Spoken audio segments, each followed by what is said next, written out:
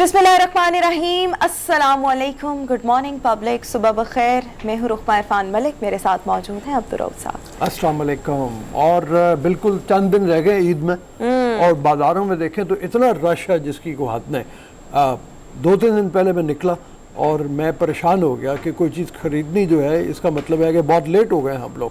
और वो जो मुख्तलिफ जगहों पर दर्जियों ने लिख के लगाया हुआ है ना, बुकिंग बंद है भाई, बुकिंग बंद है। हाँ, अच्छा, मेरा जिस तरह से इत्तफाक हुआ, अगर हम देखें तो पहला अशरा नॉर्मली बाज़ारों में इतना रश नहीं होता, बट हमें थोड़ी सी फेस्टिविटी और गहमा गहमी वाला माहौल जो है वो नज़र आने लग जाता है। लेकिन जैसे ही मेरे ख्याल में पहला अशरा गुजरता है रमज़ान, अब आजकल आप बाज़ारों को बाज़ार देखें तो रात गए तक मार्केट्स जो हैं वो खुली रह रही हैं। हाँ। लोकल मार्केट्स की अगर हम बात करें, इवन ब्रांड्स की तरफ भी जाएँ तो वो 2-3 बजे तक खुले होते हैं। मेरा अपना ज़ाती तौर पर भी इत्तफाक हुआ है। कुछ मॉल्स में भी मेरा लास्ट वीक जाने का इत्तफाक हुआ, तो नॉर्मली मॉल्स के टाइम में 11 बजे 12 बजे, आजकल वो 2 बजे तक चले गए हैं। 2 AM आ रहा था वहाँ पर।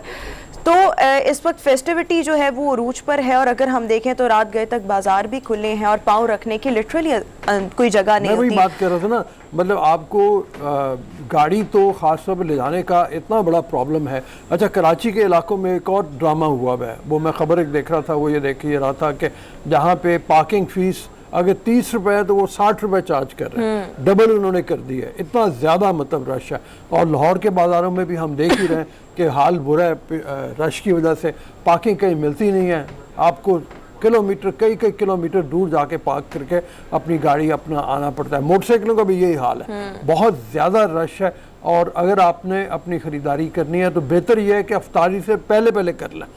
लेकिन असल में ना वो रोज़ा होता है ना, तो रोज़े के दौरान गर्मी भी बहुत ज़्यादा है, लेकिन फिर क्या किया जाए, मतलब एनर्जी इतनी नहीं है। लेकिन मैंने देखा है रऊफ साहब, बहुत शौकीन मिजाज लोग भी हैं जो इस चीज़ को एंजॉय करते हैं। लेकिन वो तबका है, जो वो ख़वातीन है, जो घरेलू ख़वातीन है, जिन्होंने जिनकी प्रोफेशनल एक्टिविटी कोई नहीं है, तो वो फिर सुबह लेट भी उठ जाए। और नॉर्मली हमारे यहाँ पर रमज़ान में एक रूटीन ये चलती है कि सहरी करके सोया जाता है और फिर ज़ोहर के टाइम उठा जाता है। तो ये वो लोग हैं जो रात गए तक शॉपिंग करते हैं, फिर उसको खैर इन एनी वे एंजॉय भी करते हैं और फिर उसके बाद नींद पूरी करते हैं। हम जैसे लोग, पैसा भी होना चाहिए, हम मैं तो नहीं कम से कम ऐसे कर सकती। इतना ज्यादा हुआ है हर चीज का जिसकी कोई हद नहीं। लोग महंगाई भी करते हैं, और बाजारों का रुख जब करते हैं तो फिर बेदरेग खर्च करते हैं। अच्छा, उसके साथ एक और प्रॉब्लम हुई है जो हमने दर्जियों का जिक्र किया कि उन्होंने हाउसफुल कंप्लीट नो बुकिंग वगैरह वगैरह करके मतलब जो लगाई हुई है कि अब कोई जगह नहीं है हमारे पास, हम कोई चीज़ आपका अच्छा, इसका एक दूसरा रुख ये भी है कि बहुत से मैंने ऐसे टेलर्स देखे हैं जिन्होंने पहले अशरे से ये लगा दिया, लेकिन अगर आप उनसे अंदर जाके थोड़ी डीलिंग करें और अगर उन्हें कहें कि हम आपको थोड़े से पैसे ज़्यादा दे देंगे, तो वो आपके कपड़े ले रहे हैं, कपड़े ले लेते हैं। ये एक तरीका होता है ज़्यादा पैसे कमाने का, जो कि हमारे जो पाकिस्तानी हैं उनके पास तो ये तरीका, वो इस तरह की चीज़ों पर ज़्यादा गौर करते हैं। अगर मैं अपनी ज़ाती तौर पर बात करूँ तो मुझे रमज़ान में शॉपिंग करना बिल्कुल अच्छा नहीं लगता। मेरा ये होता है आप पहले कर लो या पहले अशरे में कर लो। अभी का जो मतलब सिनेरियो जिस तरह से बिल्कुल आखिरी अशरा चल रहा है, आखिरी रोजे चल रहे हैं, आपको चाहिए कि पहले कर लें। अगर बहुत मजबूरी है तो फिर बाहर निकले, क्योंकि मुझे लगता है खुद को खराब करने वाली बात है। अच्छा जी, उसके साथ ये हुआ कि बिजली का शॉर्टफॉल इस वक्त आ रहा है, तकरीबन 7468 मेगावाट पे पहुंच गया, जो 1 घंटे बत्ती आ रही है, 1 घंटे बत्ती जा रही है। अच्छा, अल्हम्दुलिल्लाह जिधर मैं रह रही हूँ ना वहाँ नहीं है, बट यस लाहौर में ये ज़्यादातर प्रॉब्लम है। और बाद इलाकों में तो 12-12 घंटे 14-14 घंटे की शिकायत मिल रही है बिजली की और वो ना होने की, और उसकी वजह से शदीद मुश्किल है। गर्मी बहुत शदीद पड़ रही है।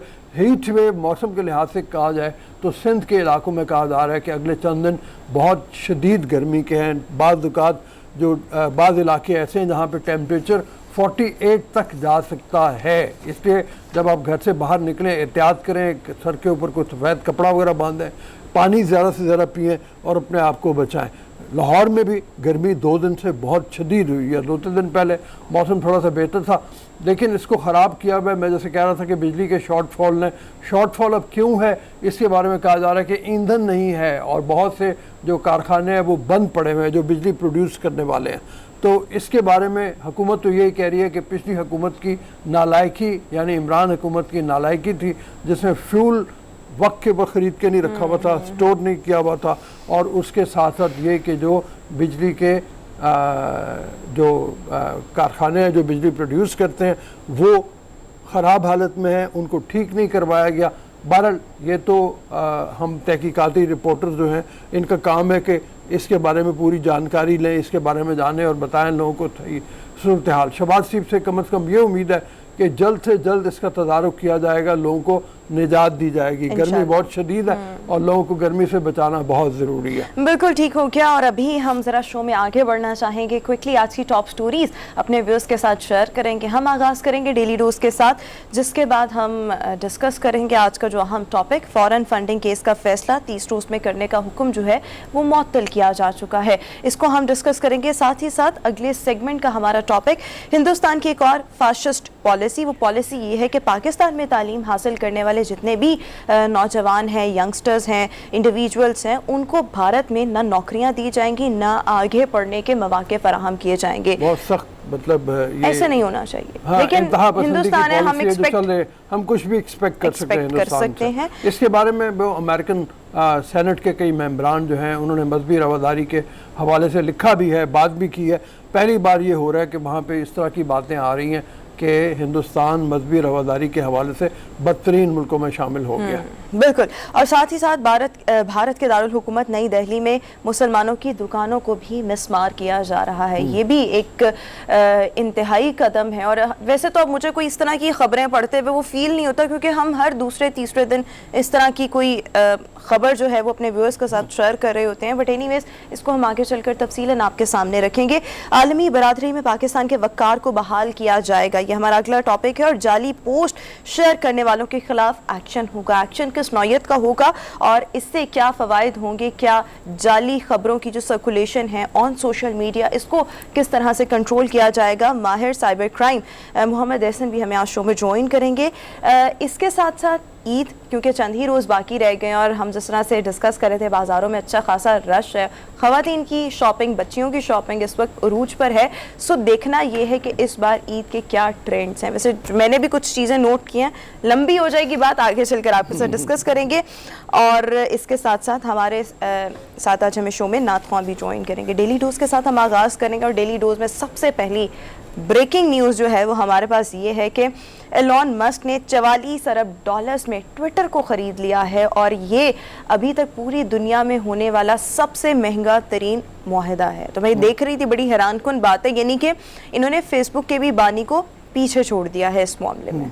वो सबसे बड़ी बात यह है कि आम आदमी शायद उसके ऊपर ये हैरान हो रहा हो कि $44 अरब डॉलर कितने होते हैं। $44 अरब इतने होते हैं कि अगर पाकिस्तान को मिल जाए तो हमारे सारे मसाइल हल हो जाएं। हम $1 अरब के लिए IMF के पास जाके और मुश्किलात का शिकार हुए हुए हैं और हमें परेशानी है। वो हमें डिक्टेट करते हैं, आप ये काम करेंगे तो आपको पैसे मिलेंगे, ये काम नहीं करेंगे तो आपको पैसे नहीं मिलेंगे। तो बहरहाल एलॉन मस्क जो है उसने $44 अरब से ट्विटर का खरीद लिया है, जो पूरे का पूरा बिज़नेस है, और वो अब इसको अपनी मर्ज़ी के मुताबिक चलाएगा। सिंगल शेयर होल्डर सबसे बड़ा वो बन गया है, दुनिया का पहली वो अमीर तरीन आदमी है। उसकी गाड़ी टेस्ला जो मुकम्मल इलेक्ट्रिक कार है वो अमेरिका में बहुत पॉपुलर है, दूसरे मुल्कों में भी उसको बहुत ज़्यादा पॉपुलैरिटी मिली हुई है। तो स्पेस एक्स उसके साथ उसका रॉकेट का एक पूरा वो है जो स्पेस में ले जाना चाहता है, उस टेक्नोलॉजी के ऊपर वो काम कर रहा है। बहुत ही एंटरप्राइजिंग किस्म का आदमी है।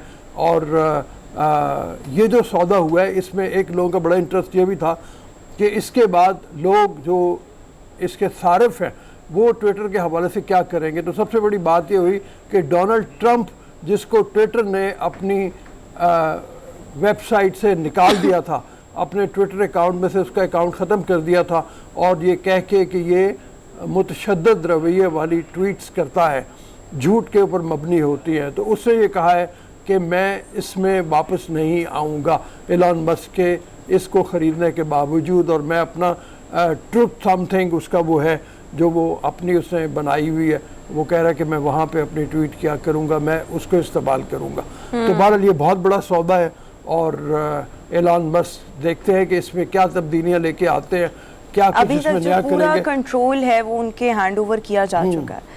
सो बिल्कुल ठीक है, हो गया।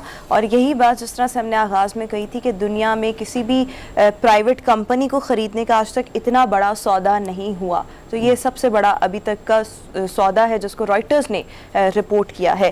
اسی کے ساتھ ابھی ہم اپنی اگلی سٹوری کی طرف آئیں گے, اور ہم اکثر ذکر کرتے رہتے ہیں اور اس طرح کی سٹوریز بھی آپ لوگوں کے ساتھ شیئر کرتے ہیں کہ علم حاصل کرنے کے لیے عمر کی بالکل بھی کوئی قید نہیں ہوتی. اگر آپ پیشن رکھتے ہیں, اگر آپ ایجوکیشن حاصل کرنے کے لیے بہت زیادہ پیشنیٹ ہیں, اور کسی بھی وجہ سے آپ نے بریک لگائی تھی اپنی تعلیمی سرگرمیوں کو, تو پھر آپ مطلب اگلی عمر میں ایک ایلڈرلی گروپ میں فال کر کے بھی تعلیم حاصل کر سکتے ہیں. اور نارملی ہم ایگزامپلس کوٹ کر رہے ہوتے ہیں 80 سال 70 سال کی عمر میں, یا جس طرح سے بھی ہم نے ریسنٹلی ایک ایگزامپل کوٹ کی تھی جو کہ پشاور کے باپ بیٹی تھے, باپ اور بیٹی نے پی ایچ ڈی اکٹھی کی, ایک ہی ساتھ اکٹھے طور پہ کی. مطلب وہ بہت بڑی خبر تھی ہمارے لیے. بالکل.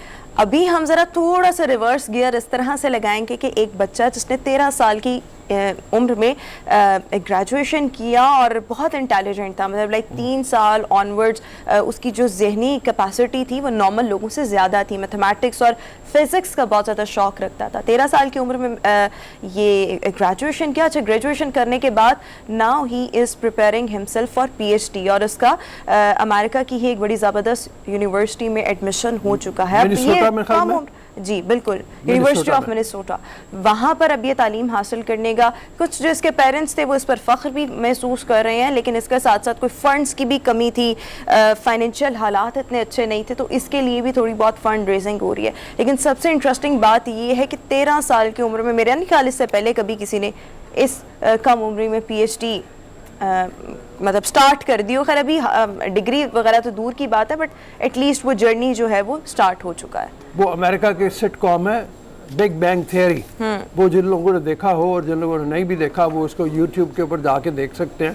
وہ ایسے ہی نوجوان ینگ قسم کے اسپیس کے, طبیعات کے, مختلف حیاتیات کے ماہرین کے بارے میں ہے کہ ان کی عام زندگی کس طریقے سے ہوتی ہے, اور وہ بڑا انٹرسٹنگ سا سیریز ہے, تو اس کو بھی آپ ضرور دیکھیں. لیکن یہاں پہ یہ خبر بڑی امپورٹنٹ ہے اور بڑی اہم بھی ہے کہ 13 برس کی عمر میں ایک نوجوان تو نہیں کہنا چاہیے, بچہ ہی کہنا چاہیے, ابھی بچہ جو ہے وہ طبیعت, کیمسٹری, حیاتیات, میتھس, پتہ نہیں کون کون سے سبجیکٹ جو ہیں ان میں وہ اپنا نام منوا رہا ہے, اور وہ ان تمام کو پڑھ کے اس نے بے شمار اعلیٰ کارنامے سر انجام دیا, اور وہ پی ایچ ڈی کے لیے جا رہا ہے. تو پی ایچ ڈی کے لیے جیسے روما نے بتایا بھی کہ اس کے پاس فنڈز کی کمی تھی, والدین غریب ہیں, لیکن اس کے لیے ڈرائیو شروع ہو چکی ہے فنڈز اکٹھے کرنے کے لیے, کر جائے گا, اور شاید امریکہ کا یہ نوعمر ترین پی ایچ ڈی اسکالر بندہ ہے. مجھے تو لگتا ہے سر پوری دنیا کا بھی بنے گا امریکہ کے ساتھ ساتھ. اینی ہاؤ, اسی کے ساتھ ہم ڈیلی ڈوز کی لاسٹ سٹوری کی طرف آئیں گے. اور ہم اکثر دیکھتے ہیں ٹی وی پہ اینکرز جو ہیں وہ مختلف انداز میں خبر بریک کرنے کی کوشش کرتے ہیں. مطلب خیر کوشش ہی کہوں گی, ہر ایک چاہتا ہے کہ وہ ایک ڈفرینٹ قسم کا جو سٹائل ہے اس کو اڈاپٹ کرے. Same is the case with reporters. اگر ہم رپورٹرز کو دیکھیں تو ہر مطلب دنیا کے کسی بھی کونے سے کوئی صحافی ہو, رپورٹر ہو اسپیشلی, اس کی یہ کوشش ہوتی ہے کہ بڑے ڈفرینٹ انداز میں بیپر دیا جائے, آڈیو بیپر ہو, لائیو بیپر ہو. لائیو بیپر میں آپ کے پاس مارجن اپنی ڈائیورسٹی دکھانے کا زیادہ موقع ہوتا ہے. اگر ہم پاکستان میں دیکھیں تو سب سے پہلے ڈائیورسٹی کے حوالے سے اگر ہم سوچا جائے تو فوراً مائنڈ میں امین حفیظ صاحب کلک کرتے ہیں, جن کا تعلق لاہور سے, اور ان کا ایک بڑا اور ڈے دونوں جو ہیں وہ گڑبڑ ہیں, چونکہ اندرون شہر سے ان کا تعلق ہے. اور مجھے ابھی تک یاد ہے کہ انہوں نے پہلی بار جب جیو میں ہم ہوتے تھے تو انہوں نے ایک خبر پڑھی اور وہ پریشان ہو گئے کراچی والے, چونکہ وہ ایکسپیکٹ نہیں کر رہے تھے, اور وہ یہ تھا کہ لاہور کی سڑکیں چوری ہو گئیں. لاہور کی سڑکیں چوری ہو گئی.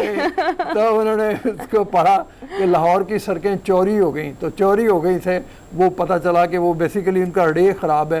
وہ جو چوری کہنا تھا وہ اس کو چوری کہہ رہے تھے. لیکن امین بہت شاندار رپورٹر ہیں, ابھی ان کا اپنا یوٹیوب چینل ہے, آج کل انڈیپینڈنٹلی کام کر رہے ہیں, اللہ ان کے کاروبار میں برکت ڈالے, اور اس کو آپ فالو کر سکتے ہیں ان کے یوٹیوب چینل. بالکل ٹھیک ہو گیا. اچھا, اسی کے ساتھ ساتھ کراچی کے ایک رپورٹر چاند نواب, ان کا بھی ایک ویڈیو اور اس طرح سے رپورٹنگ سٹائل بہت زیادہ وائرل ہوا, جس کو ایک انڈین مووی میں کاپی کیا گیا. ابھی ہم یہاں پر انڈین خاتون صحافی کی بات کریں جس نے بڑے ایک منفرد انداز میں بیپر دیا, اور وہ بیپر کس طرح سے تھا بھائی, ناچتے ہوئے بیپر دینا. میں اپنے پروڈیوسر صاحب سے کہوں گی بھی کہ وہ ذرا ویژولز چلائیں, وہ اتنے انٹرسٹنگ قسم کی ویڈیو ہے, اور یہ جو انداز ہے وہ نہ صرف بھارت میں, پاکستان میں, بلکہ پوری دنیا میں بہت ہی زیادہ سراہا جا رہا ہے. اس وقت آپ اگر ویژولز دیکھیں تو کس قدر منفرد انداز ہے کہ یہ جو خاتون ہے یہ او مائی گاڈ لہک کے لہگ لہگ کے رپورٹنگ کر رہی ہیں. اور یہ جو نرالا انداز ہے مشہور ہونے کے لیے یہ کیا جاتا ہے نا, تو مشہور جناب ہو چکی ہیں, اور ان کی اس رپورٹنگ سٹائل کو اور اس ویڈیو کو جو کہ وائرل ہوئی ہے, بہت سارے ویوز جو ہیں کروڑوں میں وہ مل چکے ہیں. سو یہ ایک ڈفرینٹ سی چیز ہے. خاص طور پہ یوکرین اور رشیا کے درمیان جو تنازع ہے اس کے اوپر انہوں نے بہت زیادہ ناچتے ہوئے ٹوسٹ کرتے ہوئے رپورٹنگ کی, اور وہ بڑی کامیاب گئی, ان کی بہت پاپولیرٹی ان کو ملی. اور اس کے ساتھ جس وقت روسی جہاز ایک ڈبویا ان کے میزل نے جو یوکرین کے, تو اس کے حوالے سے بھی انہوں نے کی. تھوڑا سا اگر آپ اجازت دو, ایک خبر ہم نے تھوڑی سی خبر کیا مطلب اس کے اوپر تھوڑا سا تبصرہ بھی بلکہ میں ضرور آپ کا چاہوں گا. یہ جو 3 لڑکیاں غائب ہو گئیں کراچی سے, اور اب تینوں کے بارے میں پتہ چلتا ہے کہ بازیافت ہو گئی ہیں, جس میں دعا زہرا کے بارے میں خاص طور پہ بہت زیادہ چل رہا ہے. لوگ دونوں طرف کی باتیں کر رہے ہیں, لوگ جھگڑے میں بھی پڑے ہوئے ہیں سوشل میڈیا کے اوپر, لیکن اب یہ ہوا کہ وہ بازیاب ہو گئی ہے. اور اس کے ساتھ 2 اور لڑکیاں بھی بازیاب ہو گئی ہیں جن کے نام میرے خیال میں دینار ہے ایک کا, اور ایک نمرہ کاظمی. یہ تینوں نے آ کے سرفیس کرنے کے بعد یہ کہا کہ جناب ہم نے تو نکاح کر لیے میں. اب والدین یہ کہہ رہے ہیں کہ ان بچیوں کی عمریں 18 سال سے کم ہیں, جو بنیادی طور پہ اگر 18 سال سے کم ہو تو ہمارے قانون کے مطابق, بہت سے علاقوں کے قانون کے مطابق بچی بالغ نہیں ہوتی, اپنی مرضی سے شادی نہیں کر سکتی. تو یہ لڑکیاں کہہ رہی ہیں کہ ہم 18 سال سے زیادہ عمر کی ہیں. تو دیکھیں رؤوف صاحب, یہاں پر ٹھیک ہے قانونی پہلو ایک آ گیا ہے, لیکن یہاں پہ میں تھوڑا سا اپنا کامنٹ, سب سے پہلے تو آپ اس انداز میں دیکھیں کہ بچیوں نے یہ انتہائی قدم اٹھایا کیوں. مطلب آپ اپنی بچیوں کو, وہ اس کا مطلب ہے کانفیڈنس نہیں دے رہے, اور جب آپ کسی کے ساتھ کام کر رہے ہیں یا ویسے آپ کی پرسنل افیلیشن, ویسے کوئی افیلیشن ہو سکتی ہے, انتہائی قدم آپ تب اٹھاتے ہیں جب آپ کو کوئی سننے کو تیار نہیں ہوتا. گو کہ یہ آج کل کے ماحول بھی تھوڑے بدل رہے ہیں, لیکن ہم اپنے بچوں کو خود ہاتھ میں فون پرووائڈ کر رہے ہیں, ان کو اتنی اویئرنیس دے رہے ہیں, تو چلیں انہوں نے ایک انتہائی قدم اٹھا لیا, نکاح کیا نا, جس بھی عمر میں کیا, قانون کو ہم بیچ میں لا رہے ہیں, شریعت کے مطابق تو ان کا نکاح ہو چکا ہوا ہے, تو اس میں بھی کوئی مذائقہ نہیں. ابھی پوائنٹ یہ ہے کہ جس طرح سے رویا گیا, جس طرح سے اگر یہ دعا کا اسپیشلی ہم ذکر کریں, تو جس انداز میں شروع سے یہ ایک بات کہی جا رہی تھی, میرے خیال میں میڈیا پر اس طرح کی خبروں کو اتنا زیادہ ہائی لائٹ کرنا, اور اب آپ دیکھیں کہ وہ پریٹینڈ یہ کیا جا رہا تھا, ان کو اٹھایا گیا, ان کے ساتھ پتہ نہیں کیا ظلم زیادتی ہو گئی ہے, ابھی وہ آئی ہے, اس نے نکاح کر لیا ہے. بالکل آپ دیکھیں, آپ نے اپنی بیٹی نے, اگر اس نے کوئی غلطی کر ہی لیا ہے, ماں باپ اس لیے ہوتے ہیں کہ بچے بہت کچھ کر لیتے ہیں, آپ ان کی غلطیوں پر پردے ڈالیں, ان کی کوتاہیوں کو معاف کر دیں. اگر انہوں نے یہ قدم اٹھا لیا ہے, سو میرے خیال میں اس چیز کو لیٹ گو کر کے رسوائی سے بچانا چاہیے, اور آپ کو پھر ان کو لیے دعائیں دینی چاہیے. قدم تو انہوں نے اٹھا لیا, اب آپ کیا کہیں گے کہ وہ نکاح ختم کر دے, شادی ختم کر دے. دس از ٹوٹلی انفیئر, ایسا نہیں ہونا چاہیے. تو میرے خیال میں یہاں پر پیرنٹس کو, مطلب ہم اپنے بچوں کو خود ہی ان معاملات میں اویئر کر رہے ہیں. ان اویئرنیس کے بعد اگر وہ کوئی قدم اٹھا لیتے ہیں, تو وہ کیوں اٹھاتے ہیں؟ وہ اس لیے اٹھاتے ہیں کہ آپ ان کو کانفیڈنس نہیں دیتے. اب اٹھانے کے بعد بھی آپ اس کو اتنا بدنام کر رہے ہیں. ایسے میں اگر کسی کے ساتھ کوئی جینوئن کوئی اٹھایا جائے, گواہ ہو جائے, اب کل کو وہ خبر میڈیا پہ آئے گی, تو تب اس کے بارے میں بھی لوگ یہی سمجھیں گے کہ شاید یہ بھی ایسا ہی. ابھی بریک پہ چلے جاتے ہیں, بریک کے بعد واپس آئیں گے. ہم ٹائم اگر ملا تو اس معاملے کو اور بھی ڈسکس کریں گے.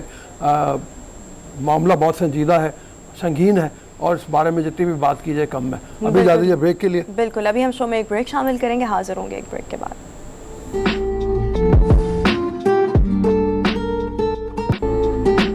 بریک کے بعد ایک بار پھر سے گڈ مارننگ پبلک میں آپ کو خوش آمدید کہیں گے. اسلام آباد ہائی کورٹ نے پاکستان تحریک انصاف فوراً فنڈنگ کیس کا فیصلہ 30 روز میں معطل کرنے کا سنگل بینچ کا فیصلہ جو ہے کالعدم قرار دے دیا ہے. پاکستان تحریک انصاف نے جسٹس محسن اختر کیانی کے فوراً فنڈنگ کیس کا فیصلہ 30 روز میں کرنے کے حکم کے خلاف انٹرا کورٹ اپیل دائر کی تھی. اس پر گفتگو کرنے کے لیے سینئر تجزیہ کار مظہر عباس صاحب ہمیں شو میں جوائن کر رہے ہیں. Mazhar Sahab thank you so much, welcome to our show. Sir سب سے پہلے تو یہی سوال یہاں پر اٹھتا ہے کہ آخر پاکستان تحریک انصاف کو ڈر کیا ہے, خوف کیا ہے, کیوں ڈیلینگ ٹیکٹکس استعمال کیے جا رہے ہیں, کیوں فیصلے میں تاخیر چاہتی ہے پاکستان تحریک انصاف؟ دیکھیے, اس میں 2-3 چیزیں ہیں.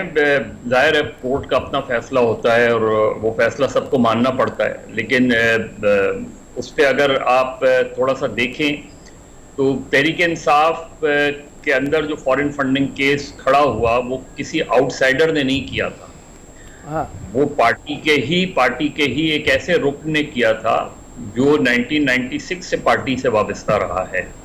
یعنی وہ بلوچستان میں اکبر ایس بابر جو تھے وہ انہوں نے بلوچستان میں پارٹی کو آرگنائز کرنے میں بڑا اہم رول پلے کیا تھا, اور وہ اس زمانے میں جو ہے وہ پارٹی کے فائنینسز کو بھی ایک وقت میں دیکھا کرتے تھے. اور ان کے ہی ساتھ کے جو ایک اور ساتھی تھے نجیب ہارون, جو اب بھی پارٹی تحریک انصاف کے بانی اراکین میں سے, اور شاید عمران خان اور وہ نجیب ہارون دو واحد لوگ رہ گئے ہیں کہ جو پارٹی کی جو انیشل پہلی سینٹرل کمیٹی تھی جو بہت ہی کم لوگوں پہ مشتمل تھی اس میں تھے. تو اب وہ گئے ہیں, تو ظاہر ہے انہوں نے پارٹی کے فنڈز کے حوالے سے سوالات, اب اس میں یہ کہنا ایک الگ درخواست تو دی جا سکتی ہے کہ جی آپ پیپلز پارٹی کے بھی فنڈز چیک کریں, آپ مسلم لیگ نون کے بھی فنڈز چیک کریں, دیگر جماعتوں کے بھی, لیکن اس کو اس کیس کے ساتھ اٹیچ کرنا میری سمجھ سے بالاتر ہے, اس لیے کہ یہ تو ایک اسپیسیفک کیس ہے, ایک شخص پارٹی کے اندر کا پارٹی کے اس میں گیا ہے اور اس نے سوالات اٹھائے ہیں. اب یہ کہ 30 دن میں آپ نے روک دی, ٹھیک ہے, بہت اچھی بات ہے, لیکن اس سوال کا بھی تو جواب دینا کہ 7 سال ڈیلے کیسے ہوا. اور یہی الیکشن کمیشن کا سب سے بڑا مسئلہ ہے کہ یہاں الیکشن ٹرائبونلز قائم ہوتے ہیں جو الیکشن رولز کے تحت جن کو 4 مہینے میں فیصلہ دینا ہوتا ہے. یہاں پورا ٹینیور گزر جاتا ہے اور وہ فیصلے نہیں آتے. اور مجھے یاد ہے کہ فخر الدین جی ابراہیم نے اس زمانے میں جب وہ الیکشن کمیشنر کے چیئرمین تھے تو انہوں نے یہ تجویز دی تھی کہ جو سرونگ ججز ہیں ان کو لگایا جائے الیکشن ٹرائبونل میں تاکہ جلدی فیصلے ہو سکیں, لیکن اس وقت کے چیف جسٹس افتخار چودھری صاحب نے اس بات کو نہیں مانا. یہ بہت ضروری ہے کہ الیکشن پٹیشنز کے فیصلے جلدی ہوا کریں. اب فورن فنڈنگ کیس کا کوئی ایک جسٹیفیکیشن بتا دیں کہ جو 7 سال تاخیر سے ہوئی ہے. اب اگر کوئی پارٹی ٹائم مانگ رہی ہے تو آپ ایک وقت تک ٹائم دے سکتے ہیں, اور صرف یہی نہیں, یہ ہر جگہ کیسز میں ہم نے دیکھا ہے, اسٹے آرڈر ہو جاتا ہے کسی بلڈنگ کے اوپر, وہ بلڈنگ پوری بن جاتی ہے, اسٹے آرڈر کا بنیادی نقطہ ہی ختم ہو جاتا ہے کہ جی جہاں اسٹے ہے وہیں اسٹے رہے, اور بن جاتی ہے چیزیں. تو میرے خیال میں یہ جو تحریک انصاف نے اس وقت انہوں نے پوزیشنز لی ہے کہ جی ان کے ساتھ دیکھا جائے, ایک تو اس کی جسٹیفیکیشن نہیں, سب سے پہلے تو مجھے اپنے آپ کو کلیئر کرنا ہے, اور جب میں خود کلیئر ہو جاؤں تو پھر میں ایک پٹیشن فائل کروں اور کہوں کہ جی میں نے تو اپنے آپ کو کلیئر کروا لیا ہے, اب آپ ذرا ان جماعتوں کے دیکھیں. دوسرا, الیکشن کمیشن کے اکثر لوگوں سے میں نے پوچھا ہے کہ آپ جو ٹیکس نہیں دیتا آپ اس کی ممبرشپ معطل کر دیتے ہیں, اس کے بعد بحال کر دیتے ہیں. ایکشنز بھی اسی طرح کے ہم نے دیکھے ہیں الیکشن کمیشن میں. تو الیکشن کمیشن ویسے بہت پاورفل ہے اگر آپ اس کے رولز ریگولیشنز دیکھیں, لیکن اپنے آپ کو اسرٹ نہیں کرتا. ہم نے دیکھا ہے کہ وہ یا تو کسی خوف کا شکار رہتے ہیں, حالانکہ کسی ایک ممبر کو بھی گورنمنٹ آف دا ڈے ایک مرتبہ اپوائنٹ کرنے کے بعد نہیں نکال سکتی انٹل انلیس ان پہ سپریم جوڈیشل کونسل میں ان کے خلاف ریفرنس نہ جائے, جس کے لیے آپ کو ٹھوس شواہد چاہیے ہوتے ہیں. تو میرا خیال ہے الیکشن کمیشن کی اپنی ویکنیسز نظر آتی ہیں جس کی وجہ سے چیزیں ڈیلے ہوتی ہیں, ورنہ اس کیس کو اتنا تاخیر کا شکار نہیں ہونا چاہیے تھا. اب تحریک انصاف کیوں اس میں بار بار ایڈجسٹمنٹ لیتی ہے, کبھی رٹ لیتی ہے, تو نیچرلی ایک لے مین کے طور پہ تو آپ کو یہ نظر آتا ہے کہ کہیں نہ کہیں کچھ گلٹ ہے, کہیں نہ کہیں کچھ کمزوری ہے. اب وہ کمزوری فنڈز کی کلیکشنز میں ہے, ڈسٹریبیوشن میں ہے, یا اس سے کچھ زیادہ ہے. تو یہ تحریک انصاف کے لوگ بہتر بتا سکتے ہیں, ورنہ تحریک انصاف کو تو چاہیے تھا کہ اپنے آپ کو جتنی جلدی ہوتا اتنی جلدی کلیئر کرواتے ہیں. اچھا مدر, اس میں جو باتیں آ رہی ہیں وہ سامنے یہ ہیں, ایک تو یہ ہے کہ اگر ثابت ہو جاتا ہے کہ فورن فنڈنگ کیس میں کوئی گڑبڑ ہے تحریک انصاف کے اکاؤنٹس میں, تو پھر اس میں یہ کیا جائے کہ وہ فنڈ ضبط کر لیے جائے. اس سے زیادہ بھی کوئی سزا ہو سکتی ہے, یعنی کیا ایسا بھی ہو سکتا ہے کہ پارٹی پوری کی پوری جو ہے اس کو کہا جائے کہ ممنوع فنڈز آئے لہذا پارٹی بین کی جاتی ہے؟ اس میں صرف زیادہ تو آپ ٹھیک کہہ رہے ہیں کہ اس کے تحت اتنا ہی ہو سکتا ہے, لیکن اگر کہیں منی لانڈرنگ انوالوڈ ہوتی ہے, کہیں یہ ہوتا ہے کہ صرف فنڈنگ نہیں ہے بلکہ منی لانڈرنگ انوالوڈ ہے, کہیں کچھ اللیگل ذرائع سے پیسے آئے ہیں, اس میں چیزیں آگے جا کے بن سکتی ہیں کہ آپ نے اس چیز کو جو الیکشن کمیشن میں جب آپ نے اکاؤنٹس ڈکلیئر کیے تھے آپ نے، تو اس میں ان چیزوں کو چھپایا تھا. وہ تو ہو سکتا ہے کہ اس میں آگے جا کے پارٹی کے خلاف کوئی ہو سکتا ہے، لیکن ویسے اگر آپ دیکھیں تو یہ آسان نہیں اور ہونا بھی نہیں چاہیے کہ کسی جماعت کو، آپ پوری جماعت کو اس کی سزا دے دیں. اگر چند لوگوں کا کچھ چند لوگوں کا فلاز ہے تو اس کی بنا پہ آپ پوری جماعت پر پابندی نہیں لگا سکتے. ویسے بھی مقبول سیاسی جماعتیں ہوں یا ایون غیر مقبول سیاسی جماعتیں ہوں، جماعتوں کو پر پابندی لگانا ویسے ہی ایک غیر جمہوری رویہ ہے. میرا خیال ہے کہ اس کو اگر کہیں یہ چیز نکلتی بھی ہے تو آئی ڈونٹ نو کہ اس طرح کی اتنا ایکسٹریم ایکشن پہ جائے گا الیکشن کمیشن. اور اگر الیکشن کمیشن گیا بھی تو مجھے نہیں لگتا کہ وہ ہائر کورٹس میں سٹینڈ کر پائیں گے. تو بہتر ہے کہ اگر ان کی جو فنڈنگز ہیں اگر ان پہ یہ ثابت ہوتا ہے کہ اس میں کہیں گڑبڑ ہے تو فنڈز کو ضبط کیا جا سکتا ہے، لیکن اس سے آگے کا ایکشن مجھے نظر نہیں آتا. اچھا، اس میں یہ بھی بتاؤ کہ وہ جو جس وقت اکبر ایس بابر جو ہیں وہ مانگتے ہیں پورے حساب کتاب، تو یہاں پہ رکاوٹ ایک یہ بھی ڈالی جاتی ہے کہ جی ہمارے اکاؤنٹس جو ہیں وہ اکبر ایس بابر کے حوالے نہ کیے جائیں. یہ بھی وہ خوف ہی ہے بنیادی طور پہ.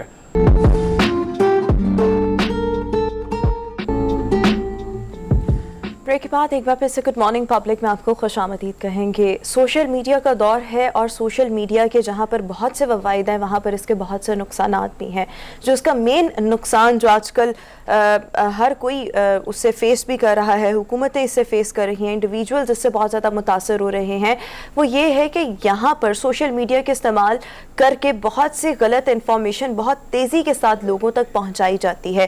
اس کے ساتھ ساتھ اگر دیکھا جائے تو فیک پروفائلز، ویسے تو فیک پروفائلز بہت عرصے سے لوگ بنا کر دوسروں کو تنگ کرتے ہیں، دوسروں کے خلاف غلط باتیں کی جاتی ہیں، لیکن بہت کم لوگ ابھی بھی اس بات سے معلوم ہے کہ ان چیزوں کو سیریس لینا چاہیے. اور آپ کا بنیادی حق موجود ہے، قانون اس حوالے سے موجود ہے کہ اگر اس قسم کی غلط خبریں کسی بھی انڈیویجول کے بارے میں، آرگنائزیشن کے بارے میں، حکومتی شخصیت کے بارے میں، سیاسی شخصیت کے بارے میں پھیلائی جاتی ہے تو اس کے خلاف پراپر کارروائی ہو سکتی ہے. گزشتہ حکومت کو اگر دیکھیں، پاکستان تحریک انصاف کی حکومت کو، تو انہوں نے بھی ان چیزوں کو کنٹرول کرنے کے لیے، ایون سوشل میڈیا کو ریگولیٹ کرنے کے لیے بہت سی باتیں کی. پریکٹیکل اقدامات بہرحال اس طرح سے نہیں ہوئے. اویئرنیس کی ہمارے لوگوں میں بہت زیادہ کمی ہے کہ کیا کیا جانا چاہیے، بر وقت ایکشن کیا ہو سکتا ہے. ابھی جو نو منتخب حکومت ہے یہ بھی اس چیز پر غور کر رہی ہے کہ کس طرح سے ان چیزوں کو، ان قوانین کو مزید سخت کیا جائے اور ان کی امپلیمنٹیشن کو سٹرونگ بنایا جائے. سو عالمی برادری میں obviously جب پاکستان کی کسی جو بھی حکومت چل رہی ہے، پولیٹیکل سینیریو چل رہا ہے، جب لوگ اس حوالے سے غلط ٹویٹس کرتے ہیں یا غلط انفارمیشن پھیلاتے ہیں تو آٹومیٹیکلی پاکستان کا انٹرنیشنل لیول پر جو امیج ہے وہ بہت زیادہ متاثر ہوتا ہے. سو عالمی برادری میں اس طریقے سے پاکستان کے وقار کو بھی بحال کیا جائے گا. جعلی پوسٹ شیئر کرنے والوں کے خلاف ایکشن ہوگا. ایکشن کس نوعیت کا ہوگا؟ جو قوانین تو آلریڈی موجود ہیں ان کی امپلیمنٹیشن کو کس طرح سے مربوط بنایا جا سکتا ہے، اس پر ہم گفتگو کریں گے. ماہر سائبر کرائم چودھری احسان الحق صاحب اس وقت ہمیں شو میں جوائن کریں. Ehsan, thank you so much, welcome to good morning public. سب سے پہلے یہی سوال کرنا چاہیں گے، یہ قانون جو ہے، سائبر کرائم لاز جو ہیں وہ 2016 سے موجود ہیں، کیا کیا آتا ہے اس کے اندر اور ان چیزوں کو ریگولیٹ کرنا، کنٹرول کرنا وہ کس طرح سے کیا جا سکتا ہے؟ امپلیمنٹیشن کو مضبوط بنانا ہے وہ تو یہاں پر ہوتی نہیں ہے. ہمارے پاس جو ایکٹ ڈیل کرتا ہے اس کو، وہ ڈیل کرتا ہے prevention of electronic crimes act 2016. اس سے پہلے پاکستان کے پاس اس کی لیجسلیشن نہیں تھی. انفارچونیٹلی اگر کوئی کرائم ہوگا بھی تو جب قانون سازی نہیں، جب آپ کے پاس قانون سازی نہیں ہوگی تو امپلیمنٹیشن بھی نہیں ہوگی. جب اس چیز کی ضرورت محسوس کی گئی تو 2016 میں یہ ہمارے پاس جب یہ ایکٹ آیا تو یہ دو مین کورس کو ڈیل کرتا ہے، سوشل میڈیا کرائمز اور financial frauds. Social media crimes کے اندر آپ کی تمام وہ ایپس ہیں جیسے فیس بک، ٹویٹر، واٹس ایپ، انسٹاگرام یا دیگر جو بھی ایپس ہیں. اور فائنینشیل فراڈز کے اندر جیسے کوئی آپ آن لائن شاپنگ کرتے ہیں تو آپ کو کوئی سب سٹینڈرڈ چیز جو ہے وہ ڈیلیور کر دی جاتی ہے، یا بینکنگ کے ریلیٹڈ آپ کے اے ٹی ایم کو ہیک کر لیا جاتا ہے، یا آپ کے اکاؤنٹ کو ہیک کر کے تو اس میں سے آپ کی جو اماؤنٹ ہے، رقم وڈرا کر لی جاتی ہے.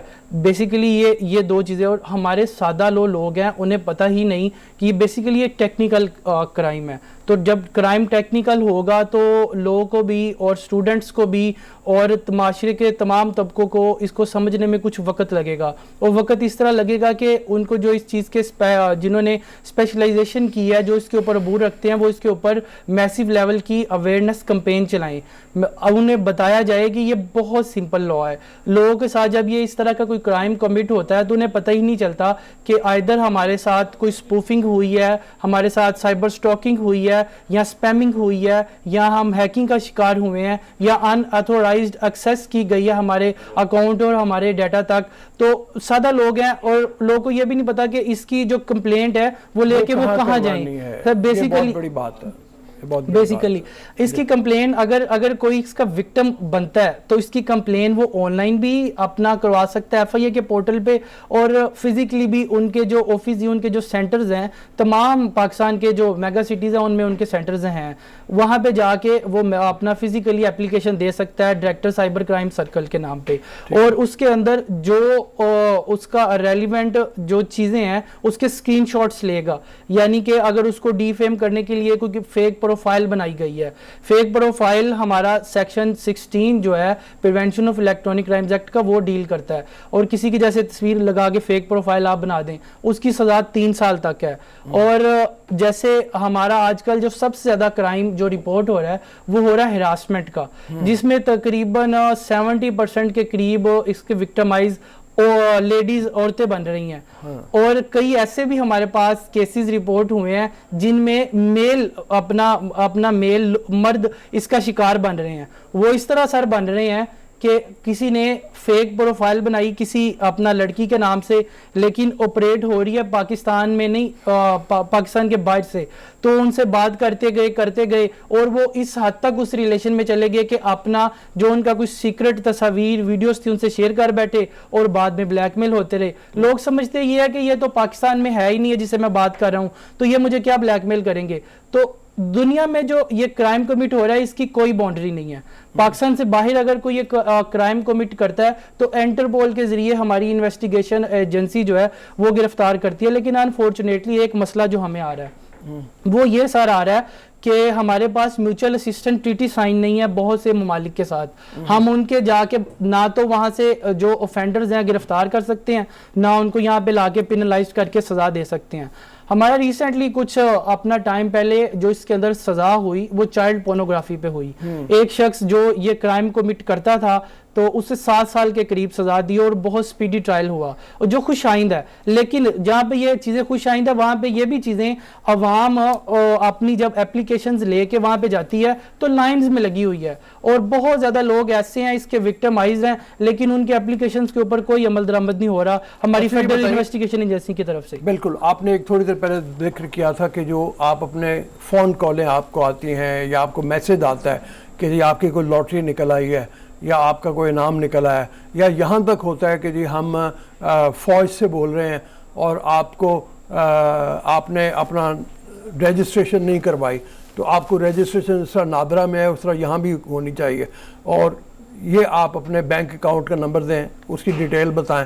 تو یہ جو کرائم ہے یہ بھی بہت زیادہ ہے. ایک تو سب سے بڑی اس کی پریونشن کیا ہونی چاہیے عام آدمی کو, اگر اس طرح کی کوئی کال آئے وہ کیا کرے, اور دوسرے یہ کہ اگر اس کے ساتھ کرائم ہو جائے تو یہ رپورٹ بھی کیا ایف آئی اے میں ہی ہوگی؟ جی بالکل ایف آئی اے میں ہوگی, اور عام لوگوں کو یہ چیز سمجھنے کی ضرورت ہے. وہ یہ ہے کہ کسی بھی فوج کو اور کسی بھی بینک کو, اپنا فائنینشیل انسٹیٹیوشن آپ کا جو بھی ہے وہ بینک بھی ہو سکتا ہے دوسرے بھی ہو سکتے ہیں, اس کو فون کال پہ آپ کی کوئی معلومات ریکوائرڈ نہیں ہوتی. جیسے آپ کی بڑی سیکرٹ معلومات ہوتی ہیں, آپ کا CNIC نمبر, آپ کی والدہ کا نام, آپ کے دادا کا نام, آپ کی دادی کا نام, اور آپ کا پورا فیملی ٹری لے کے تو پھر آپ کا اکاؤنٹ اوپن کیا جاتا ہے. تو ہمارے سادہ لوگوں کو فون آتا ہے کہ آپ کا اتنا انعام نکلا ہے, جیسے آج کل 3-4 چل رہے ہیں, بال چل رہا ہے یا احساس چل رہا ہے, بے نظیر انکم سپورٹ چل رہی ہے, تو آپ کا اتنا انعام نکلا ہے اور آپ ہمیں پروسیس فیس کے طور پہ یا کوریئر کرنے کے لیے اتنے پیسے ہمیں اس اکاؤنٹ پہ یا جیز کیش یا موبی کیش یا کسی بھی میڈیم کے تھرو ہمیں یہ پیسے آپ کروا دیں. تو ہم آپ کا انعام وہ آپ تک پہنچا دیتے ہیں. واٹس ایپ پہ کال آ رہی, فیس بک پہ آ رہی ہے, یا ویڈیو کالز آ رہی ہیں, جس طرح بھی وہ آپ کو ٹریپ کرنے کی کوشش کرتے ہیں. تو سب سے پہلے ذہن میں یہ بٹھانے کی ضرورت ہے کسی کو بھی آپ کے ان معلومات سے کوئی غرض نہیں ہے. اگر آپ کو اس طرح کا کوئی معلومات درکار ہوں تو اپنے بینک برانچ کو خود وزٹ کریں اور بینک مینیجر سے مینولی جا کے ملیں اور ان سے پوچھیں اور اپنی جو معلومات ہو وہ مینولی شیئر کریں.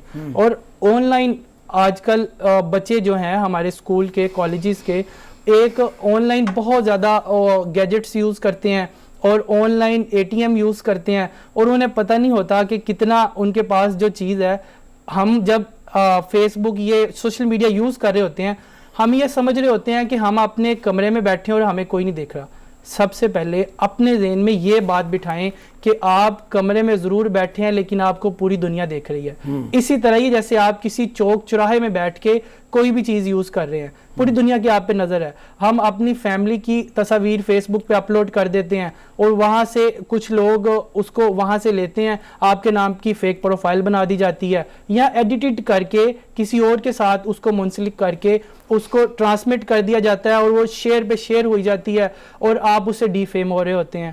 تو یہ جتنی چیزیں ہیں آپ کو ڈی فیم کرنے کے لیے اور آپ کی موڈیسٹی کو ہرٹ کرنے کے لیے یا آپ کی جو ریپیوٹ ہے اس کو ہرٹ کرنے کے لیے, اس کے اوپر ہمارے پاس جو سیکشن ہے وہ سیکشن 20 ہے prevention of electronic crimes act کا, جس کے اندر آپ کسی کی عزت نفس مجروح کریں یا اس کی ریپیوٹ کو ہرٹ کریں تو یہ بھی اپنا اویلیبل تو ہے, لیکن اس کی بھی سزا ہے.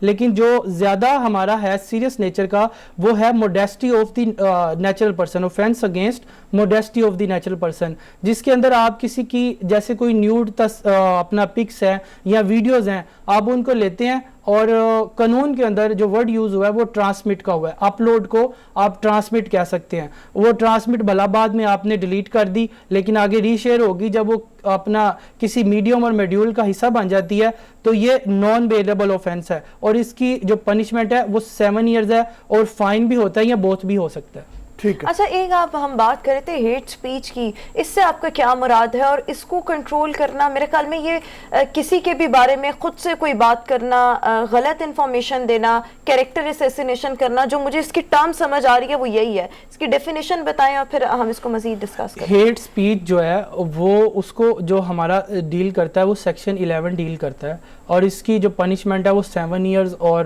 اس آگے اپنا فائن اور دونوں بھی دیے جا سکتے ہیں. ہیٹ سپیچ یہ ہے کہ آپ کوئی ایسی مذہبی منافرت جس طرح کہ آج کل چونکہ کسی بھی چیز کا لائسنس نہیں ہے اور جس کا جو دل کرتا ہے مائک پہ بیٹھتا ہے, سوشل میڈیا اپنا اکاؤنٹ پہ بیٹھتا ہے, وہ بات کہہ دیتا ہے. ہمیں سمجھنے کی ضرورت ہے کہ جب ہم کوئی چیز اپلوڈ کرتے ہیں وہ ہمارے امیج کے ساتھ ساتھ ہمارے ملک کے امیج کا بھی داؤ پہ لگانے والی بات ہوتی ہے اور لوگوں کو اشتعال دلانے والی بات ہوتی ہے. کچھ ایسے کیسز ہمارے پاس آئے ہیں کہ ود ان دی پاکستان کی ڈومین میں وہ لوگ موجود ہی نہیں ہیں, وہ فورن فنڈڈ لوگ ہیں اور پاکستان سے باہر کئی ملکوں میں وہ بیٹھے ہوئے ہیں اور وہاں سے بیٹھ کے وہ اس طرح کی آئی ڈیز آپریٹ کر رہے ہیں, اور ہمارے ملک کے اندر لوگ بیچارے سادہ ہیں اور انہیں کوئی اپنا بغیر انہیں اتھینٹک انفارمیشن انہوں نے سرچ کیے بغیر پتہ کرائے کہ یہ بات ٹھیک ہے کہ نہیں ٹھیک, وہ اس کو شیئر سے ری شیئر کیے جاتے ہیں اور آپ دیکھیں کہ وہ ٹرینڈ کا حصہ بن جاتے ہیں. اور ریسنٹلی بھی کچھ ٹرینڈ اس طرح بنے کہ جو کہ ملک کے کچھ آرمی کے خلاف تھے, کچھ پاکستان کے خلاف تھے, تو وہ لوگ ہیں جہاں سے وہ آپریٹ کرتے ہیں. تو ہماری ایجنسیز اس کو لک آفٹر بھی کرتی ہیں, ان کو آئی ڈیز بھی بلاک کرتی ہیں, اور آپ کا اس طرح کا کوئی بھی کنٹینٹ جو آپ سمجھتے ہیں کہ پروہیبٹڈ کنٹینٹ ہے, اگر وہ اپلوڈ ہو گیا یا ٹرانسمٹ ہو گیا تو اس کو ہٹانے کے لیے بھی ہمارے پاس فورم موجود ہے. لوگوں کو نہیں پتا, وہ اس کو آپ کو PTA کو اپلیکیشن دینی پڑتی ہے کہ یہ اپنا مجھے ڈی فیم کر رہا ہے یا اپنا پاکستان کی سالمیت کے خلاف ہے, اور PTA اس کو وہاں سے پروہیبٹڈ کنٹینٹ دے کے, چونکہ اس کے سرور جو بھی ہیں یہ سوشل میڈیا کہ وہ پاکستان سے باہر ہے, پاکستان کی ڈومین میں نہیں ہے, تو ان سے بات کی جاتی ہے اور وہ ان کو وہاں سے ریموو کیا جاتا ہے. اگر آپ نے کوئی اپلیکیشن پہلے ہی اپنا سائبر کرائم میں دی ہوئی ہے, وہاں پہ بھی آپ اپلیکیشن موو کر سکتے ہیں کہ یہ میرا جو کنٹینٹ ہے یہ پروہیبٹڈ ہے, یہ میرے خلاف جا رہا ہے. کہ ویز موجود ہے اور ان کو ان کے بارے میں اویئرنیس اسپریڈ کرنے کی بہت زیادہ اویئرنیس اسپریڈ اس طرح ہوگی کہ ہمارا جو کورس ہے यानी कि जो हमारे तालीमी अदारे हैं, इंस्टीट्यूशंस हैं, वहाँ पे रेगुलर बेसिस के इसको आसान, इस लॉ को इजी वेड में नरेट करके बच्चों को बताया जाए। टीचर अपना पीरियड स्टार्ट करने से पहले उन्हें बताएं, यानी कि इसको तालीमी सरगर्मी का और करिकुलम का हिस्सा बनाया जाए। बहुत ज़बरदस्त बात है, बहुत शुक्रिया चौधरी एहसानुल हक हमारे साथ शो में मौजूद थे। अभी हम शो में एक ब्रेक शामिल करेंगे, हाजिर होंगे ब्रेक के बाद।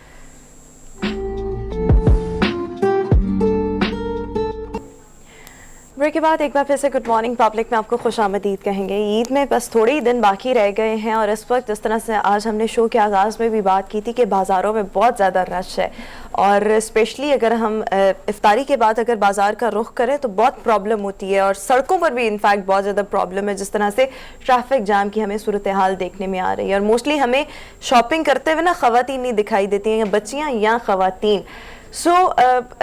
जो छोटी ईद है या कोई भी ईद फेस्टिविटी हो, सेलिब्रेशन हो, वो ज़्यादातर ख़वातीन की तैयारियों से उसको मंसूब किया जाता है और इस ईद पर भी ज़ाहिरी बात है ख़वातीन का राज होगा। कपड़ों के क्या ट्रेंड्स चल रहे हैं, किस किस्म के, मतलब शॉर्ट शर्ट्स हैं, लॉन्ग शर्ट्स हैं, गरारास चल रहे हैं, चुनरी चल रही है, आजकल एक चिकनकारी भी है।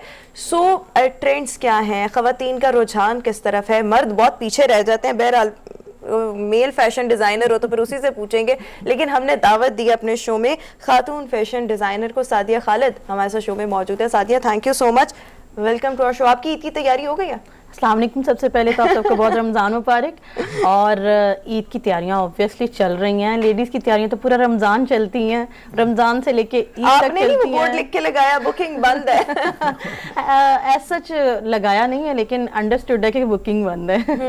नहीं, अभी हम शो में आज बात कर रहे थे कि बहुत से टेलर्स ने ना लिख के लगाया हुआ बुकिंग क्लोज, अब बुकिंग बंद है, लेकिन वो ज़्यादा पैसे लेकर कपड़े स्टिच कर रहे हैं। अगर आप उनसे रिक्वेस्ट करें, नहीं, वो कुछ लोग ऐसा करते हैं, एज सच ये होता नहीं है। रीज़न आपको पता है कि इतने ज़्यादा जो है वो क्लाइंट्स आ रहे होते हैं, इतने ज़्यादा ऑर्डर्स आ रहे होते हैं, तो पॉसिबल नहीं होता आप कितने ज़्यादा ऑर्डर्स को मीट कर सकते हैं। उस सिचुएशन में जो है वो भी बुकिंग बंद का बोर्ड लगाना पड़ता है। कुछ लोग जो है ये एज टेक्टिक भी यूज़ करते हैं ताकि जो लोग आएँ तो फिर उनको कहें जी हमारे पास तो काम ही बहुत ज़्यादा है, तो लोग मजबूर हैं, फिर उनसे ज़रा डबल पेमेंट ले लें। That's not a good thing. लेकिन ये कि मोस्टली लोग ऐसे फैशन डिज़ाइनर्स हो गए या फिर फैशन हाउसेस हैं, वो तो ऐसा नहीं करते हैं। ठीक हो गया। अच्छा, अब ज़रा ट्रेंड्स पर आ जाएं। इस ईद पर क्या ट्रेंड्स इन हैं? मेरा इत्तेफाक हुआ कुछ रोज़ पहले ब्रांड पर भी जाने को, लोकल मार्केट में भी जाने को, तो मुझे तो कोई इतनी खातिर खा वैरायटी नहीं नजर आई। The only thing that I noticed was the long shirts, बहुत लंबी शर्ट्स, बस इसके अलावा कुछ खास नहीं था। जी बिल्कुल, मॉडेस्ट वेयर्स जो हैं वो आपको बहुत ज़्यादा दिखाई देंगे, क्योंकि अभी जो हमारे यहाँ पे फ्यूजन जो है ना वो बहुत ज़्यादा इन ट्रेंड आ गया है, वेस्टर्न और ईस्टर्न कटलाइन का जो फ्यूजन है। इसलिए आपको मॉडेस्ट वेयर जो है वो लोकल मार्केट देख लें या ब्रांड देख लें, वहाँ पे भी दिखाई देगा। इसी तरीके से आपको जो लॉन्ग मैक्सीज हैं या फिर लॉन्ग गाउन्स हैं वो दिखाई देंगे। शर्ट्स में भी अगर आप जाएंगे तो स्ट्रेट शर्ट्स जो हैं वो भी आपको लॉन्ग ही दिखाई देंगी विद प्लाजोज या स्ट्रेट पैंट्स जो हैं, क्योंकि अभी लॉन्ग का जो है वो ट्रेंड इन है। और शॉर्ट भी दिखाई देंगे, लेकिन वो बहुत आप आटे में नमक की तरह कह लें कि बहुत कम दिखाई देंगे। ज़्यादा आपको लॉन्ग्स ही दिखाई देंगे, चाहे वो आपको फ्लेरी कट्स हों चाहे स्ट्रेट कट्स हों, उसमें आपको लॉन्ग कट्स ही दिखाई देंगे। अच्छा, मेरे नज़दीक जिस तरह से आप बात करिए शॉर्ट शर्ट्स का भी रुझान है, वो डेफिनेटली है। आजकल अगर हम ट्रेंड्स की बात करें जो हमें डिस्प्ले पे नज़र आ रहे हैं वो लॉन्ग्स में ही है ज़्यादा, लेकिन मेरे नज़दीक fashion is about how you carry a certain attire. वो आप पर डिपेंड करता है। वो अगर आप शॉर्ट शर्ट पहन के भी अगर एक अच्छी लुक निकाल लेते हैं तो वो फिर आपका फैशन और आपका स्टाइल है वो सचता है जी। और मेरे ख्याल में आजकल सब कुछ इन है, मतलब जहां पर भी जाओ आपको हर तरह की वैरायटी, हर तरह के लोग उसको कैरी किए हुए नजर आ रहे हो। बिल्कुल आप ठीक कह रही हैं। यहाँ पे मैं लोगों के बारे में बताना चाहूँगी कि लोगों का ना बहुत गलत कॉन्सेप्ट है फैशन को लेके। वो समझते हैं नया ड्रेस पहनना वो फैशन है, कुछ नया वेयर करना वो फैशन है। एक्चुअली ऐसा नहीं है। Fashion is all about your personality. हर वो चीज़ जो आप अपनी पर्सनैलिटी के ऊपर, अपने जिस्म के ऊपर ओढ़ते हैं और आप नए दिखने लग जाते हैं, आपकी लुक न्यू हो जाती है, आपकी पर्सनैलिटी में एक नयापन दिखाई देता है, तो दैट इज़ ऑल फैशन। यानी अगर आपने शॉर्ट शर्ट पहनी है तो आपकी पर्सनैलिटी बिल्कुल एक छोटी यंग गर्ल जैसी दिखने लग जाए। इसी तरीके से जब आप साड़ी लगाते हैं तो आप एक बहुत जो है वो बंगाली लुक आपको दिखाई देती है। आप ही हैं, आप वही, पर्सनैलिटी आपकी वही है, लेकिन एक ड्रेस के साथ वो चेंज होती चली जाती है। ये है फैशन। लोग ये समझते हैं कि बस नया कपड़ा ओढ़ लिया, नया लिबास पहन लिया तो ये फैशन है। यही रीज़न है कि उनको अभी चूंकि फैशन की प्रॉपर इसकी एस्थेटिक्स नहीं पता, इसकी डेफिनेशन नहीं पता, तो लोग उसको उस तरह फॉलो भी नहीं करते जिस तरह को किया जाना चाहिए।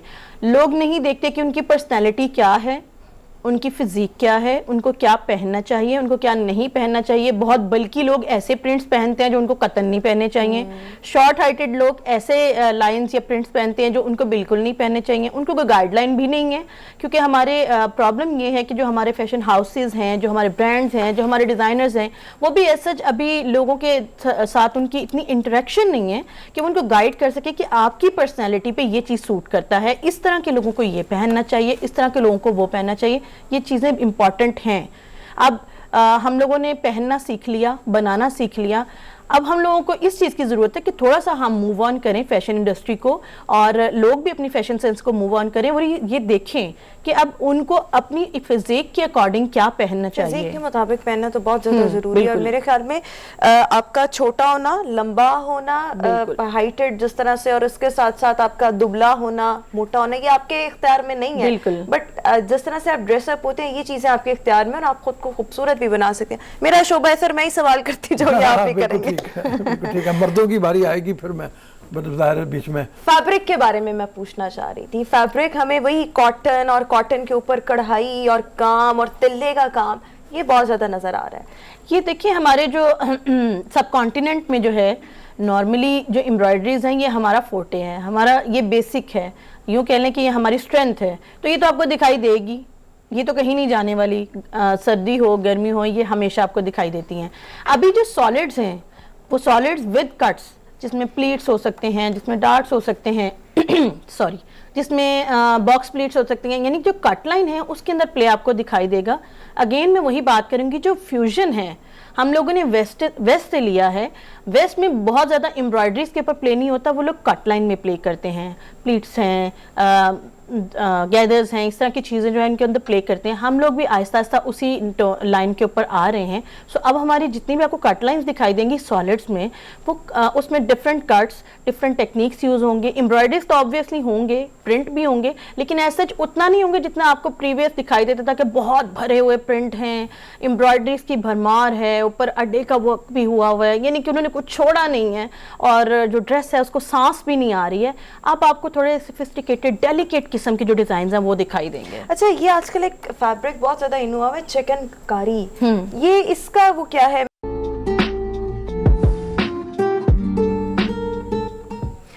بریک کے بعد ایک بار پھر سے گڈ مارننگ پبلک میں آپ کو خوش آمدید کہیں گے. سعدیہ خالد ہمارے ساتھ شو میں موجود ہے. سعدیہ, ہم فیشن پر بات کریں اور آج کل سبھی کچھ ان ہے, وہ اس کو بھی دیکھ رہے تھے.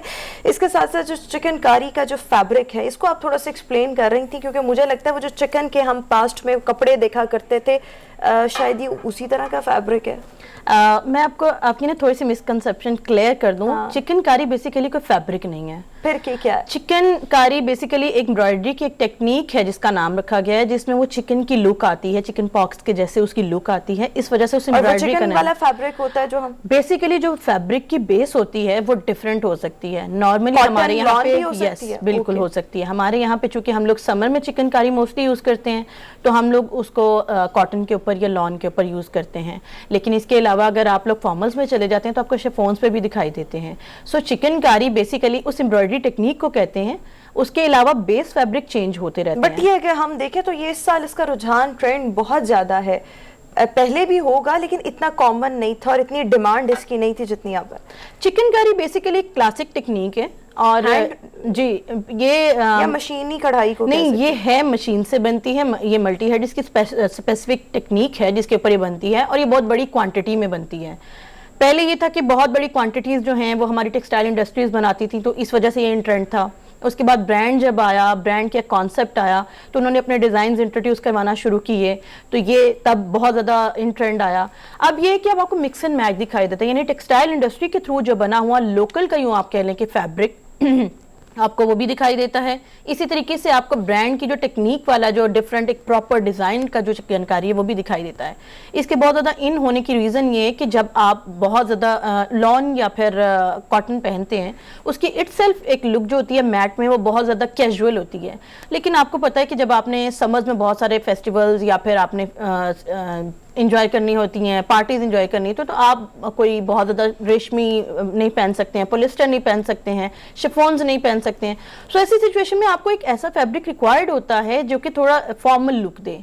उसको रिप्लेस किया, फिर कॉटन को रिप्लेस किया वहां पे चिकनकारी ने. यही वजह है कि अब आपको जो है चिकनकारी बहुत ज्यादा दिखाई देती है, लेकिन फॉर्मल वेयरिंग में. ये मर्दों के हवाले से भी जरा सोच बता दें. मैं जी जी सोच रहा था Please. कि सारी खरीदारी खवातीन ने कर ली है, मर्दों के लिए कुछ भी नहीं बचा मार्केट में. मतलब इस वक्त जो आला क्वालिटी की 2-3 बुटीक्स हैं, उनके अगर जाके कुर्ते देखे जाए मर्दों के, तो वो तो 17,000, 18,000 हजार, 20,000 इतनी ज्यादा कीमत होगी. आपने पहन लिया था रात को, मैंने देख लिया था 17,000.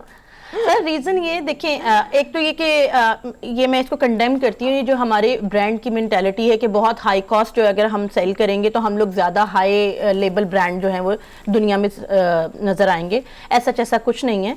लेकिन ये कि अब मर्दों के जो कुर्ताज़ हैं उनमें भी बहुत ज़्यादा वैरायटी है. आज से कुछ 4, 5, 6 साल 10 साल पहले जो है मर्दों के कुर्ताज़ में एम्ब्रॉयडरी का कॉन्सेप्ट ही नहीं था, ये अच्छा पसंद नहीं किया जाता था. कलर उस तरह से नहीं है, वैरायटी आजकल आपके कलर पैलेट इतनी ज़्यादा वास्ट हो गई है, एम्ब्रॉयडरी के डिजाइन भी हो गए हैं. आपने रात को मरून पहना हुआ था. बल्कि अब तो आप लोकल में अगर जाते हैं, मैं तो ये जरूर लोगों को सजेस्ट करूंगी कि आप लोग सिर्फ ब्रांड की तरफ नहीं देखें, अब तो लोकल लेवल के ऊपर इतने अच्छे कुर्ताज आपको मार्केट में मिलते हैं मेन वेयर के, कि उसमें वैरायटी भी है, एम्ब्रॉयडरीज भी हैं, स्टफ भी अच्छा है फैब्रिक का. So you should go for that. और उसके अलावा जो उसके आपकी कलर पैलेट है, अगर आप पेस्टल टोन्स को लाइक करते हैं तो आपको वो भी मिलेगा. अगर आप डीप डार्क टोन्स को लाइक करते हैं वो भी मिलेगा. अगर आप फेस्टिवल में कुछ जाना चाह रहे हैं तो आप वैसे कलर भी चूज कर सकते हैं. वैसी एम्ब्रॉयडरीज आपको बहुत हेवीली एम्ब्रॉयडर्ड भी मिलेंगे, आपको लाइट एम्ब्रॉयडरी के थोड़े से नेकलाइंस के साथ में मिलेंगे. सो ऐसे कुर्ताज जो हैं वो अब मार्केट में इन हैं, मर्द पहनते हैं. मेरा ख्याल है मर्दों को पहनना भी चाहिए, उनका भी राइट बनता है कि अच्छा, इसमें साथ में थोड़ा सा ये भी देखिए कि मतलब दोनों चीजें चल रही हैं साथ में, ट्राउजर भी चल रही है और शलवार भी चल रही है. जी बिल्कुल. तो उसमें क्या बंदे को अपनी जिसामत के हिसाब से देखना चाहिए या कोई भी कुछ भी कर ले? सर वो बेसिकली जो शलवार की लुक है that is a traditional Punjabi look. So if you are going with a Punjabi look तो आपको शलवार ही वेयर करनी है. अब वो और अगर you are going with some Balochi look तो आपको शलवार वेयर करनी है विद अ लॉट ऑफ घेर. सो वो डिपेंड करता है कि आप किस लुक को कैरी करने वाले हैं. अगर आप बात करते हैं फिजिक की, तो जो सिगरेट पैंट या पजामा लुक है उसकी इट सेल्फ ये ब्यूटी होती है कि अगर वो फीमेल या मेल दोनों वेयर करते हैं तो वो थोड़े स्लिम दिखाई देते हैं. इसी तरीके से आप ऊपर हेड टू टो जो है आपकी एक स्ट्रेट लुक दिखाई देती है. आप बल्कि अगर ऊपर से हैं और नीचे से अगर आप लोगों ने वैसी ही शलवार पहन ली है तो आप एक स्क्वायरिश लुक में आ जाते हैं. सो उसको कॉम्प्लीमेंट कर रहा होता है आपकी पजामा लुक. तो अगर आप बहुत ज़्यादा हैवी जिसामत वाले हैं या आपके शोल्डर्स बहुत ब्रॉड हैं, आपका टमी बहुत ज़्यादा है, तो ऐसी सिचुएशन में आप लोगों को जाना चाहिए कि मर्द जो हैं वो पजामा के साथ जाएं. अगर आप लोग जो हैं वो लीन है then you should go with salwar, ताकि आप लोगों की वो जिसामत को कॉम्प्लीमेंट करें. अच्छा, आजकल एक बहुत मुझे पर्सनली ये चीज़ पसंद नहीं कि जो खवातीन के फैशन है वो मोस्ट ऑफ द टाइम हमें मर्द करते भी दिखाई दे जी रहे हैं. बिल्कुल. जो आप पजामा वाला कॉन्सेप्ट कह रही हैं वो मेरी जाती ओपिनियन है, हो सकता है लोग इससे इख्तलाफ भी करें, कि वो बिल्कुल जो स्ट्रेट सिगरेट पैंट्स टाइप जिस तरह से खवातीन की होती है वैसे मर्द भी पहनते हैं, और स्पेशली जो हमारे यंगस्टर्स हैं, लड़के जो हैं वो पहनते हैं. अच्छा, वो अच्छा नहीं लगता. मुझे लगता है कि वो एक आपकी जो लुक है वो समहाउ डैमेज हो जाती है. मैंने भी थोड़ी देर पहले आपको कहा ट्रेडिशनल आप बात कर रही हैं विद शलवार या इस तरह से, तो वो ज्यादा बेहतर लगता है. You're right. और वो जिसका अपनी चॉइस की बात है. अब नौजवानों में पॉपुलर वही है जो सिगरेट पैंट्स हैं और थोड़ी सी एड़ी से ऊंची, आपकी टखने से ऊंची थोड़ी सी, और उसके साथ बगैर सॉक्स के जूते. ये ज्यादा आप सही कह रहे हैं सर. लेकिन ये कि हमारी यहाँ पे सोसाइटी का ना एक डिलेमा है कि हम जब फैशन को अडॉप्ट करते हैं तो हम एक्सट्रीम पे जाके अडॉप्ट करते हैं. हम लोग ये नहीं देख रहे होते हमारा जेंडर क्या है. ये फीमेल्स के लिए और मेल के लिए इक्वली है. हम नहीं देख रहे होते कि हमारा जेंडर क्या है, हम नहीं देख रहे होते हमारी फिजिक क्या है. जो इन्होंने बात बोली वो बिल्कुल ठीक है, लेकिन पजामा itself is not a bad thing. आप स्ट्रेट सिगरेट पैंट में जब जाते हैं तो वो लुक एक अलग है, लेकिन अगर आप उसको कंप्लीटली एक पजामा लुक दे देते हैं लाइक फिटेड, बॉडी फिटेड, वो दैट इज समथिंग एल्स. अब हमारे जो यंगस्टर्स हैं वो प्रॉब्लम है कि वो थोड़ा सा एक्सट्रीम पे चले गए हैं. वो सिगरेट पैंट से ऊपर पजामा इतना सिगरेट पैंट से अब वो पजामा की तरफ आ गए. एक्चुअली ये है हमारी मुगल लुक. وہ تھی وتھ شیروانی ود اچکن, یہ جو پاجامہ کی ایک لک تھی اسپیسیفکلی وہ تھی ہمارے یہاں پہ انٹروڈیوس کی گئی تھی, لیکن یہ کہ وہ اسپیسیفک کچھ اس کے اوپر بھی ویئرنگ ہوتی ہے, آپ اچکن کے ساتھ اور پھر اگین وہی بات کہ جو چیز آپ پر سوٹ کر رہی ہو وہ پہننی چاہیے, اور انسان کو خود آئیڈیا ہو جاتا ہے بالکل, نو ڈاؤٹ. اس کے علاوہ ایک چیز آپ کو میں دونوں کے لیے کہوں گی, میل اور فیمیل, ایکسٹریم پہ مت جا کے کچھ بھی کریں, یعنی آپ دیکھیں کہ آپ کی جینڈر اور فزیک کیا ہے, جو بھی کرنا ہے آپ نے اپنی باڈی کے اکارڈنگ کرنا ہے, بھول جائیں سوسائٹی میں چل کیا رہا ہے, فیشن کیا ہے, آپ کو وہ پہننا چاہیے جو آپ کی باڈی کو سوٹ کرے. ٹھیک ہو گیا, بہت شکریہ سعدیہ ہمارے ساتھ شو میں موجود تھی. ابھی ہم شارٹ بریک کی طرف جائیں گے, بریک کے بعد واپس آئیں گے.